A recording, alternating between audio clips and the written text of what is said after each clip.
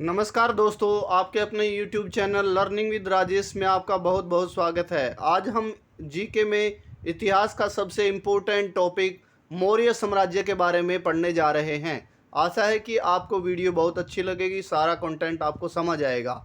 आज हम मौर्य साम्राज्य के सबसे पहले इतिहास को जानने के स्रोतों के बारे में जानेंगे कि मौर्यकालीन इतिहास को किन किन साहित्यिक स्रोतों के द्वारा जाना जा सकता है, जो कि जीके की दृष्टि से या कंपटीशन प्रतियोगी परीक्षा की दृष्टि से बहुत ही इंपॉर्टेंट क्वेश्चन है। जैसे कि आपने देखा कि एचएसएससी में अब सीधा स्टैटिक जीके नहीं आती, जबकि डीपली क्वेश्चन पूछे जाते हैं। तो उनके बारे में मैंने विशेषकर एनसीईआरटी टॉपिक से आपके लिए आज की वीडियो बनाई है।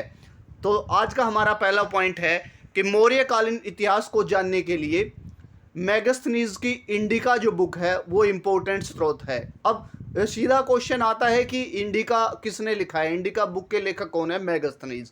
अब उसके बाद वाले क्वेश्चन हम जानेंगे कि यूनानी शासक सेल्यूकस निकेटर ने मेगास्थनीज को चंद्रगुप्त मौर्य के दरबार में राजदूत के रूप में भेजा था। जैसा कि हम जानेंगे कि जब चंद्रगुप्त मौर्य ने अपने शासन की स्थापना की, उसके बाद 355 बीसी में सेल्यूकस निकेटर को हराया था, और उस हराने के बाद उसने अपनी पुत्री की शादी मेगास्थनीज उससे चंद्रगुप्त मौर्य से कर दी थी, और मेगास्थनीज को उसके दरबार में राजदूत नियुक्त किया था। पढ़ेंगे हम। तो देखिए, आई होप कि आपको पहला पॉइंट समझ आया होगा। उसके बाद इंडिका में वर्णित मुख्य बातें। अब इससे प्रश्न आते हैं कि इसमें बताया गया है कि राजा बहुत परिश्रमी था, बहुत मेहनत करता था, वे केवल 4 अवसरों पर महल छोड़कर जाता था। अब यहाँ से वेरी इंपॉर्टेंट क्वेश्चन है, कई बार एग्जाम में आता है कि मेगास्थनीज की इंडिका में क्या लिखा है कि इनमें से किस अवसर पर वो जाता था या नहीं जाता था। तो न्याय के लिए, शिकार के लिए, यज्ञ के लिए और युद्ध के लिए वो सिर्फ बाहर जाता था, राजमहल छोड़ करके। उसके बाद राजमहल उसकी राजधानी पाटलिपुत्र में था। अब मेगास्थनीज उसकी राजधानी के बारे में क्या लिखता है? लिखता है कि वह उस समय का सबसे बड़ा शहर था, भारत का सबसे बड़ा शहर था। इसकी लंबाई 15.25 किलोमीटर से 2.25 किलोमीटर तक थी। चारों ओर लकड़ी की दीवार थी जिसमें 64 द्वार और 570 बुर्ज थे। आपने कई बार पढ़ा होगा। और इसमें व्यवस्था के लिए, यानी पाटलिपुत्र की व्यवस्था के लिए 30 सदस्यों की 6 समितियां बनाई गई थी, 6 विभाग, 6 डिपार्टमेंट बनाए गए थे, जो कि उसके टैक्स डिपार्टमेंट अलग थे, उसकी देखभाल के लिए, उसकी सेना के लिए, सभी प्रकार के अलग अलग डिपार्टमेंट बनाए गए थे। उसके बाद उन्होंने बताया कि सैनिक सेना, यानी सेना उस समय उसकी लगभग 7 लाख थी, जिसमें पैदल, घुड़सवार, रथ सेना, सब प्रकार की सेनाएं शामिल थी। उसके बाद भूमि कर मुख्य था और उपज का 5वां भाग लिया जाता था। मेगास्थनीज ने इंडिका में लिखा है। आई होप कि आपको ये बात समझ आई होगी। उन्होंने, मेगास्थनीज ने बताया कि भारतीय समाज यानी उस समय चंद्रगुप्त मौर्य यानी मौर्य काल में 7 भागों में बटा हुआ था। तो पहला भाग था, यानी 7 वर्गों में पहला वर्ग था दार्शनिक, जिसमें ब्राह्मण वर्ग आता था।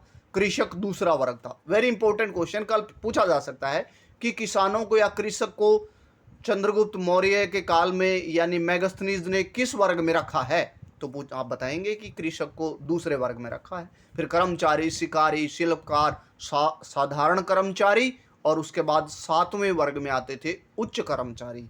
आई होप कि आपको पॉइंट समझ आया होगा। उसके बाद नेक्स्ट पॉइंट, कौटिल्य का अर्थशास्त्र, यानी मौर्य साम्राज्य को, मौर्यकालीन इतिहास को जानने का नेक्स्ट स्रोत है कौटिल्य का अर्थशास्त्र। आपने स्टैटिक जीके में कई बार पढ़ा होगा। अब कौटिल्य को विष्णुगुप्त अथवा चाणक्य नाम से भी जाना जाता है। चंद्रगुप्त मौर्य का परामर्शदाता था जो कि, और उसका प्रधानमंत्री था। जब हमने मगध साम्राज्य के हर्यक वंश और शिशुनाग और नंद वंश के बारे में पढ़ा था, तो हमने लास्ट में ये पढ़ा था कि नंद वंश के राजा घनानंद को हरा करके चंद्रगुप्त मौर्य ने मौर्य साम्राज्य की स्थापना की थी। तो किसकी सहायता से की थी? आज हम जानेंगे कि चाणक्य की सहायता से।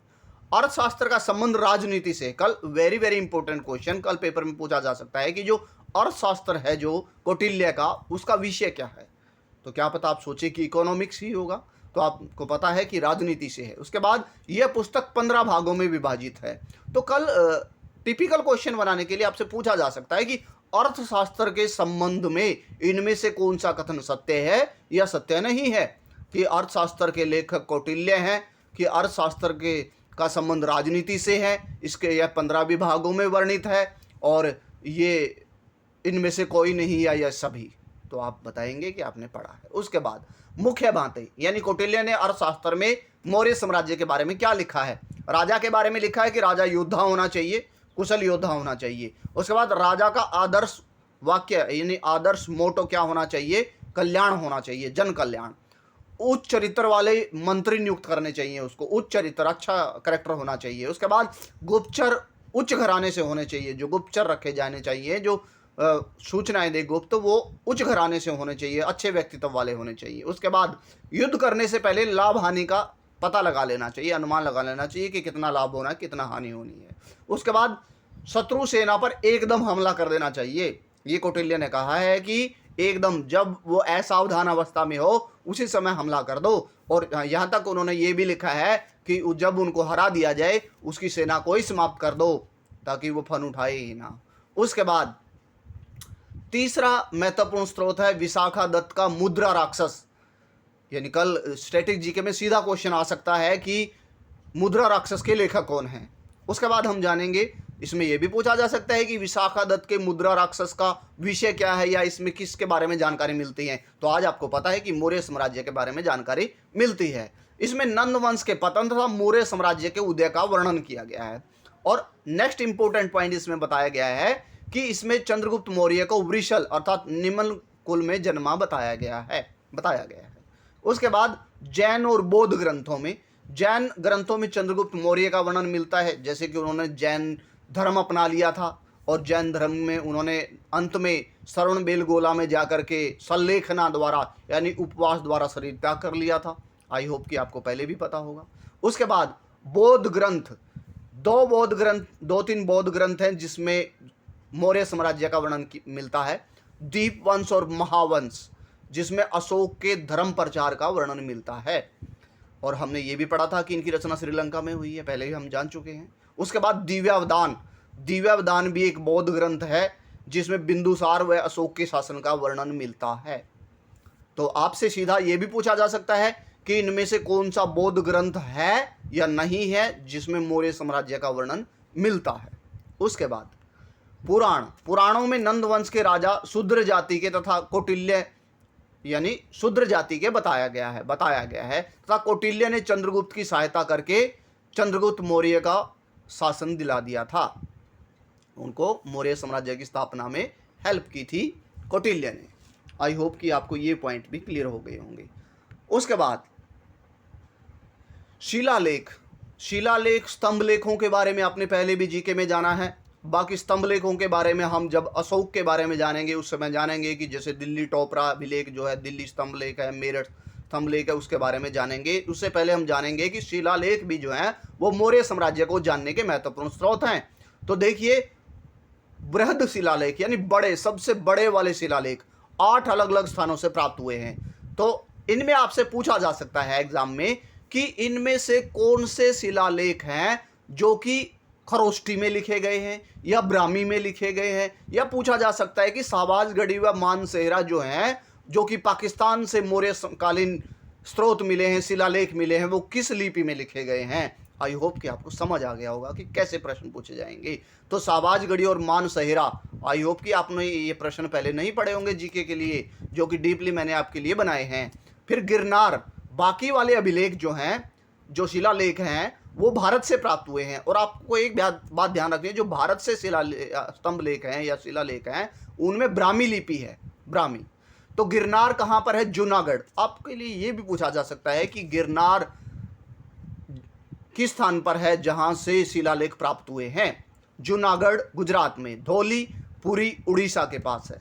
उसके बाद कलसी देहरादून उत्तराखंड में है, जौगढ़ गंजाम अरुणाचल प्रदेश में है, और सोपारा थाना महाराष्ट्र में है, और एरेगुड़ी कर्नूल आंध्र प्रदेश में है। इस प्रकार आपने जाना कि इन स्थानों से निम्न शिलालेख प्राप्त हुए हैं मौर्यकालीन। उसके बाद चंद्रगुप्त मौर्य के बारे में आज जान लेते हैं हम। उसके बाद बिंदुसार और अशोका के बारे में हम जानेंगे। बहुत ही बड़ा टॉपिक, आई होप कि आप जानते हैं। चाणक्य की सहायता से चंद्रगुप्त मौर्य ने 322 ईसा पूर्व में मौर्य साम्राज्य की स्थापना की और उसी वर्ष उसका राज्याभिषेक भी हुआ। उसके बाद 305 बीसी में उसने सेल्यूकस निकेटर को हराया। अब ने पहले भी बताया था पाठ की शुरुआत में आज। इसके बाद निकेटर ने उसे 4 प्रांत काबुल, कंधार, हिरात और बलूचिस्तान सौंप दिए और अपनी पुत्री की शादी उससे कर दी, यानी चंद्रगुप्त मौर्य से कर दी। उसके बाद चंद्रगुप्त मौर्य का शासनकाल यानी उसका एरिया, शासित एरिया जो क्षेत्र है, ईरान से लेकर पूर्व में बंगाल, उत्तर में कश्मीर से लेकर दक्षिण में उत्तरी कर्नाटक अर्थात मैसूर तक फैला हुआ था। आई होप कि आपको समझ आ गया होगा। उसके बाद चंद्रगुप्त को की दक्षिण विजय की जानकारी, उन्होंने दक्षिण के प्रदेशों को भी जीता था, यह जानकारी एहनानूर और मुरनानूर जो कि तमिल ग्रंथ है उनमें मिलती है। उसके बाद आपको यह पता ही है कि भद्रभाऊ से उन्होंने जैन धर्म की दीक्षा ली थी, यानी वो जैनी हो गए थे। उसके बाद 298 बीसी में श्रवणबेलगोला जो कि कर्नाटक में है, वहां पर उन्होंने सल्लेखना के द्वारा, आपको पता है सल्लेखना का मतलब उपवास द्वारा शरीर त्याग करना, इसके बाद उनकी मृत्यु हो गई थी और उसके बाद उनके पुत्र बिंदुसार ने शासन किया, जिसके बारे में हम कल जानेंगे। आई होप आज का कंटेंट आपको अच्छा लगा होगा। यदि आप मेरे चैनल पर नए हैं तो please subscribe the channel, like and share also. Thank you and have a nice day.